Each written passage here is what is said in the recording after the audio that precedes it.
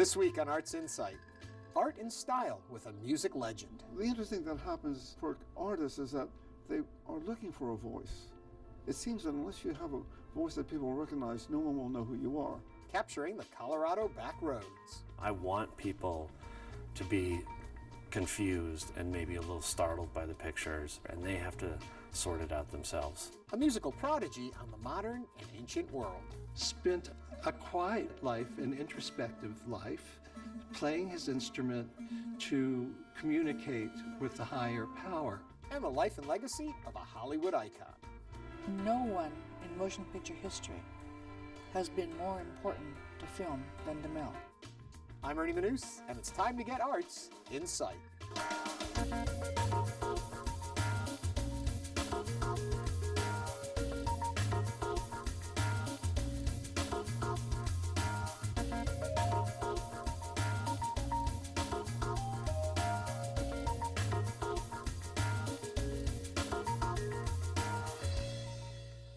Welcome to Arts InSight. Today, we're at the legendary Sugar Hill Recording Studios, where the likes of Willie Nelson and Beyonce have laid down tracks.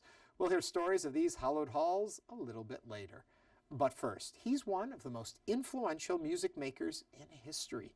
If there's one thing that Philip Glass has learned about being an artist, you've got to find your own style.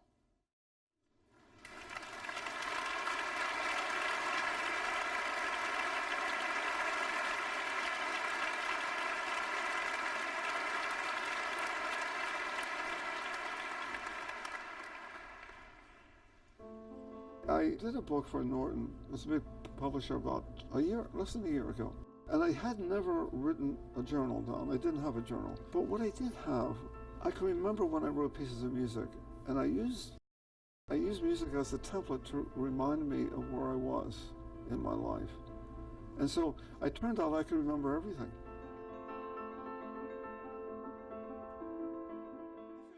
Repeat 4 times before we change because it's a short measure. And we actually repeated. I thought I was successful when I was 32 because I had an ensemble. I could go out and play. I can do concerts. The concerts didn't attract a lot of people. At first, I can remember my first concert, there were 6 people. And one was my mother. The interesting thing that happens for artists is that they are looking for a voice. It seems that unless you have a voice that people recognize, no one will know who you are.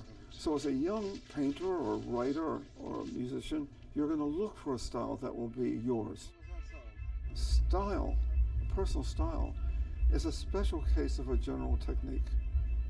If you put it that way. Now let's say we were a painter. Now, and you work with just black and white. That would be, let's say, your style. But that would also be the technique that you had chosen to work in. You could have used colors, but you used black and white. Right.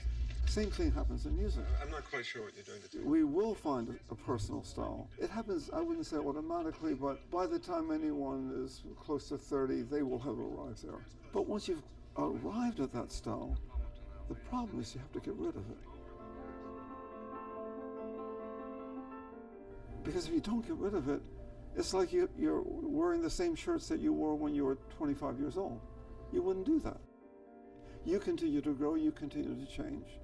The way you think continues to change, and the way you write music will continue to change. I was discovered in a certain way when I was 36 or 30, but no one paid any attention to me really until I was 50 or 60.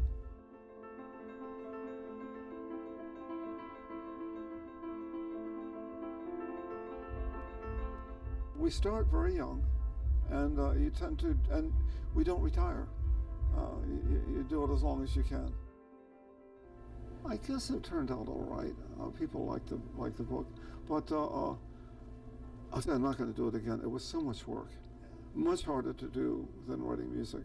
I mean, I don't know why it is. I mean, with music, I know what I'm doing. With boards, I didn't know.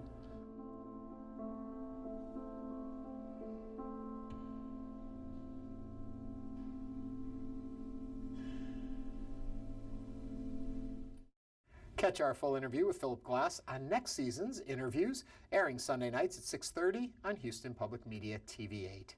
Now, as we mentioned at the start of the show, we're at Sugar Hill Recording Studios, a place of music history. And here to share some of that history with us is President and Senior Producer Dan Workman. Hello, Dan. Hello, Ernie. Welcome to Sugar Hill. It is kind of your home, actually. It is. It started out as a home. Bill Quinn was recording artists in his home in 1941, achieved some success, and started building recording studios. Making this one of the oldest recording studios in the Southwest? It is the oldest in the United States, and if we have our facts straight, it's the oldest except for Abbey Road in London. Wow, fascinating. So what comes with the history of this place? Well, what comes with the history is the Gulf Coast history. It's very diverse. There was never one only type of music that was recorded here. Like, this is not known simply as a rock studio or an R&B studio or a soul studio. We've done everything from Clifton Chenier, we've done Lightning Hopkins, we've done Destiny's Child, Todd Rundgren. So it's every kind of music you can imagine, and that is sort of the musical heritage of the Gulf Coast. Since we talk of art on this show, and the art of sound is part of it, is there something unique to the sound that comes out of this studio? What would signify it to you? Well, people will tell you that it's Brock Street and that it's sort of like the Houston soul funk sort of history. Whether you're doing that kind of music or not, that's sort of what's imbued into the walls here. And people draw upon that when they come here. Whether they realize it or not, we see those influences start to come out. Yeah, we're in a studio a few minutes ago that has a house kind of built into it. And that's where it all started. Wasn't a house built into it. It was the house itself was built into a studio, and it was where it all started. When Quinn had some success, he started to build separate buildings around his home. Now Sugar Hill is a complex of 5 different buildings and a warehouse, all that sort of grew out from that. Something else that's kind of interesting, along this hall there are these little doors. What were the purpose of these little Well, rooms? before we had digital effects and sort of like the electrical things that we could do with echo, we had to literally pump music into a small empty room and re-amplify like the echoed sound. That's the way it was done from like the 1950s forward, and it became popular. Now it's just a terrible use of real estate, but we still have them. We still have them, and people use them and send their stuff to us simply to run through the echo chambers because they sound so unique. Yeah. Along the wall also are a lot of pictures, a lot of the acts that have worked here. A lot of the acts, many known, many unknown. It is our honor actually to kind of put them up so when people go by, they see how many people have actually recorded here, and they can be one as well. Any favorite stories that jump to mind? Just the one that comes to mind the most, because we're by Studio B, is that's where I first started working with Beyonce when she was 14 years old. And I was astonished at how good of a singer she was, but I had no idea what the history would be now, looking back as to how accomplished she is and how big of an artist that she is. The thing that always struck me as she garnered her fame was that she is that nice, she is that pretty, and she really is that talented. And it was just an unusual combination. And if people want to learn more about Sugar Hill, how can they find out? You can go to sugarhillstudios.com. Dan, thank you so much. Thank you so much, Ernie. Next, one man inspired by 1930s documentary photography fixed his camera lens on people, landscapes, and quirky details of local culture, witnessing America as it is today. As he cruised Colorado roads, photographer Alex Soth traveled from site to site without much more of a plan than show up. The way I've always worked from the very beginning is that, I'm driving down the road, and if something causes me, to do this, I need to just turn around, and very often early on in my career, I would drive 2 miles further and think, oh, I should have turned around, but now I just go for it. The road trip is not a new concept in photography, nor is it novel for Soth. As a fine art photographer, he's often snapped pictures peripatetically. Now, really I want you both straight on, these shoulders straight. Yeah, good. That's His work on display at the Denver Art Museum, Colorado Dispatch, was shot in various communities in the Columbine state. So as I've walked around, some of the words that popped to my mind were beauty, also some oddities, and humor too. Absolutely, yeah. The Funitorium photo I absolutely love because there's not a stitch of fun happening in that image. Right, and you're right, there is a lot of humor in these pictures and dark humor. And that's something that I wanted. I come from Minnesota, home of the Coen brothers, and I think I have a bit of that in me, this dark humor. And with this dispatch project, I wanted to bring that to the vision. Colorado is one of 9 states Soth collaborated coverage of with writer Brad Zeller. Each trip culminated in a printed dispatch or news bulletin that reported on the circumstances they encountered. To give the project the look and feel of newspaper photography, Soth shot black and white images. Unlike a newspaper, Soth's photographs are not accompanied by cut lines that provide context or explanations for subjects and settings. I want people to be confused and maybe a little startled by the pictures. In that sense, it's almost like they're on the trip, they're having this encounter, and they have to sort it out themselves. As he photographs modern America, Denver Art Museum curator Eric Paddock said Soth's work is at once current and reminiscent of Depression-era photography some 75 years ago. You look at these things and at first they seem quirky and maybe a little off-putting, but that's the challenge of the work, and it's also the reward of the work, is to look at things that are people who are unlike you and people who are unusual or doing odd things, and to kind of recognize yourself or recognize all of humanity in that one picture. Despite the empathetic nature of Soth's work, he does not spend much time with subjects. Instead, he prefers what he calls quick encounters. There's an intensity to the quick encounter that can be really meaningful. I feel like sometimes I can have an experience with a stranger that I couldn't have with someone that I knew for weeks. Soth's work in fine art photography, as well as for journalism outlets like the New York Times, has garnered him an acclaimed international reputation. He regards both types of photography with an equal amount of passion. The difference for me is something like the difference between a novel and a poem. And a poem has all these gaps that you can wander in. And photography can function novelistically or like a poem. And it's very fluid in that way, and I use that. And he's photographing ordinary people and also some people who are maybe living a little marginally, but he photographs them in a way that gives them all their dignity and all their humanity.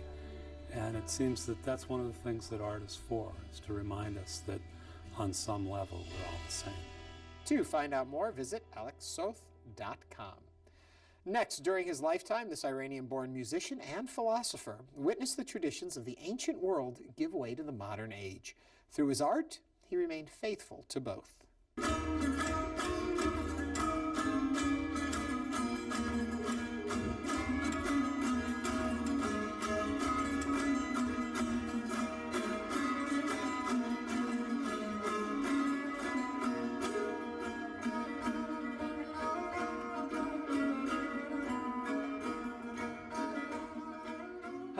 Welcome. I'm Ken Moore, the Frederick P. Rose Curator in charge of musical instruments, and I'd like to welcome you to a wonderful exhibition called The Sacred Lute, The Art of Ostad-Allahi. Ostad-Allahi grew up in a village in western Iran. He was born in 1895 and went with Iran through a transition period of modernization and then died in 1974. He was considered the greatest and most influential modern player of the tambour. He began his life under his father's tutelage. He was learning to play the instrument by watching, and right away they recognized that he was a prodigy. He studied music, sacred texts, and then by the time he was 9, he really was a master and had learned all of the hymns and regional music that was around him in this Kurdish village. This instrument was the instrument of Haj Nematollah, Ostad-Allahi's father. It dates from 1880. When his father played his instrument, he would sometimes kiss it before playing. It's a symbol of respect, a symbol of the idea that this is a means of connecting with something larger, with the divine. after his father dies, he goes into contemplation, decides what he should do with his life, whether he should stay with his father's teaching. But he decides that it's time to be modern. He goes to Tehran. He is in the environment of the Reza Shah, who is modernizing the country, and he was part of the first class in this new judicial system. In the exhibition, we have a rather large case with the judicial robes and cap that he wore, and on this robe is a white sash with 11 gold leaves on it, which indicates the highest rank in the judicial system. He went to different places, learned more about music in different regions, was known as being a very fair, just person, and spent a quiet life, an introspective life, playing his instrument to communicate with the higher power. He retires, and he's discovered as a musician. But he was reluctant to have even his music recorded. Ostad Elahi was the first person to use all 10 fingers, 5 fingers on both hands, just flying. He particularly had a kind of controlled way of doing this, a very evenness about that. This is part of the mastery of an instrument, and he was a consummate master. One of the more interesting instruments is a setar, which belonged to Ostad Elahi. It's a small, flat instrument that is very narrow. It doesn't have the rounded back. It was built for traveling. And one of the things that Ostad Elahi did was he actually designed instruments. We have a very beautiful instrument which has its origins in Shiraz. It's called a tar. The instrument that we have was one that Ostad Elahi is said to use daily to play Persian classical music. Other instruments, and maybe one that's unlikely, is a violin. He also played 2 wind instruments. He was a multi-instrumentalist, and I think this is something that when people hear his music, they think, well, he's so fantastic on the tambur that how could he possibly show an interest in anything else? But he certainly did and was accomplished in all of them. The instruments are one thing, but then we have objects that show his connectedness to a dervish tradition. And one of the things that is most beautiful is a beggar's bowl. One would use this bowl to go out and to beg, and the funds that you would gather would then go to the poor, to the hungry. So this is one object that's not only beautiful, but has this wonderful idea of giving back, of teaching humility. And we have a case filled with transcriptions of music that he did with special notation, little zeros and X's which indicate ornamentation. One of the more interesting manuscripts that we have is from Knowing the Spirit. This is a book that he wrote about the journey of the soul. And it's one of his more intense theological writings. I think Ostad Elahi would be surprised by his legacy, by the people that he has influenced, the performers, the audience, the people who read his philosophy.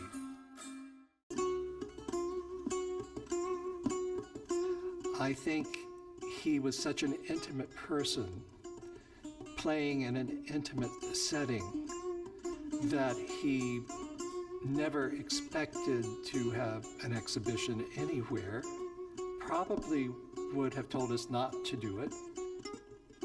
He would rather us come to his home, sit quietly, listen, feed off our energy and our spirit, and do his improvisations for himself and for us right there live. To see more work, visit ostadalahi.com. And finally tonight, the late filmmaker Cecil B. DeMille was a founding father of the Hollywood film industry. Now the icon's life and legacy are captured in the stories of loved ones and a vast collection of motion picture art.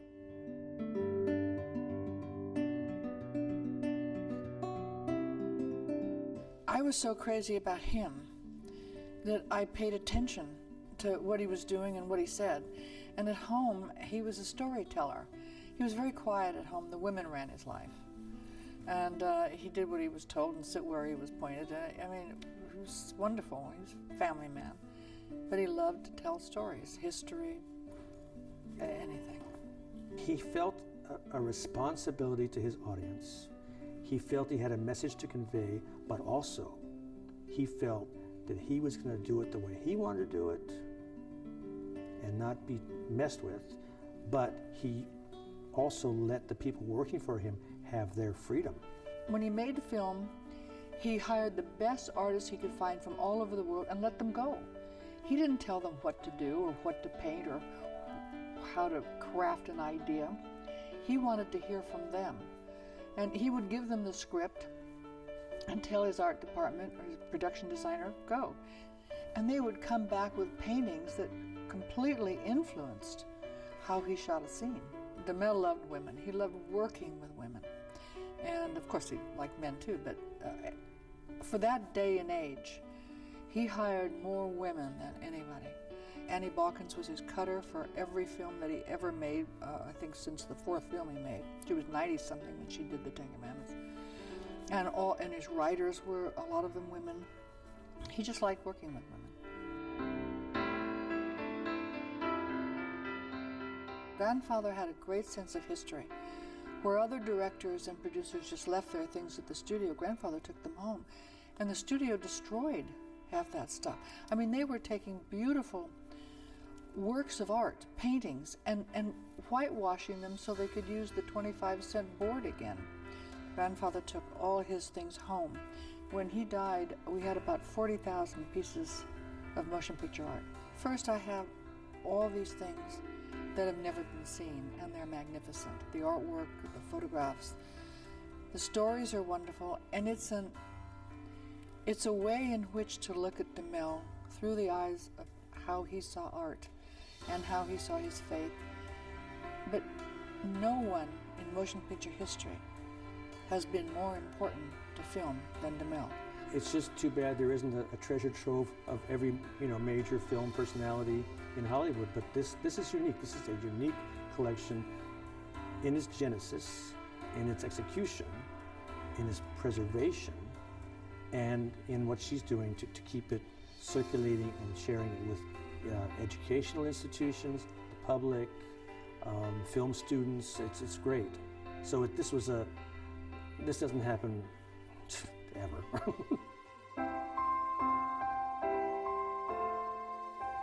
The resistance that he got from other filmmakers, especially from the heads of the studios, almost a kind of a jealousy, a territorial resistance to him, and how he worked with it with humor, with grace, and with a certain amount of strategy, and got around it and made the films the way he wanted them to be made. And then, of course, he was vindicated when the films were super successful. Between the truth and legend, print the legend. Well, what's been written about DeMille, as the author Mark Cobal said, or John Cobal said, 95% of what was written about DeMille is simply untrue. If you read this book, I don't make anything up. We just do quotes from people along the way, actors, crew, people that, like Eddie Robinson, who was blacklisted. And DeMille said, Eddie Robinson in his biography said there was no more decent and honorable man that lived in Hollywood than Cecil B. DeMille. It has to be the truth. I don't care if it's covered with warts or it's nice, but it has to be true. We became friends instantly, and he found out how many untruths there were because I made him dig. And that's this book. Everything in here is correct. I think he would have liked the book very much. And I had that in mind in every single page. Would he like this book? And if I thought he wouldn't, then it didn't get in there. For more, visit CecilBDeMille.com. And that does it for this episode of Arts Insight. Next week, it's a special edition where we'll be bringing back some of our best local features. Be sure to join us for that. For everyone here at Houston Public Media and at Sugar Hill Studios, I'm Ernie Manous. Thanks for watching and have a great week.